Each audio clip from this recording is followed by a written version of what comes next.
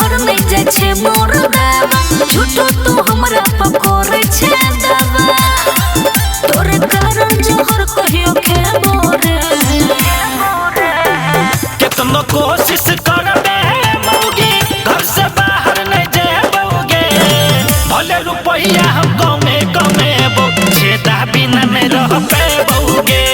भले रुपया हम कमेबो छेदा बिना नहीं रह पेबोगे हाथ पेट के ना चलतो छेदा बिना नहीं रह पेबोगे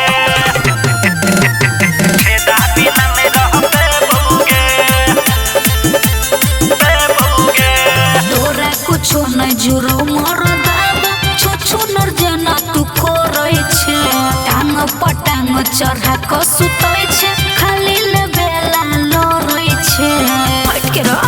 हमरा प्यार के बुझै छे हम बस मौगी कहीं लेला पको होय छे बस मौगी अहिले गोलंगा कमर जेबो रे एक दिन भूखले रहबै भले नून रोटी खेबै गे भले रुपया हम कमेबै छेदा बिना नहीं रह पेबै गे भले रुपया हम कमेबै छेदा बिना नहीं रह पेबै गे छेदा बिना नहीं रह पेबै आयुष बाबू छेदा बिना नहीं रह पेबोगे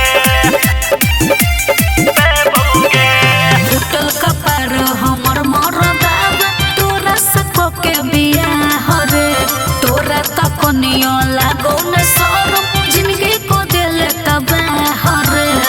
होटल से जदी हमारा से करबे लड़ाई गे लेबो दोसर मौगी पटाई गे कहियो पुलिस बोला के पिटबे मोरे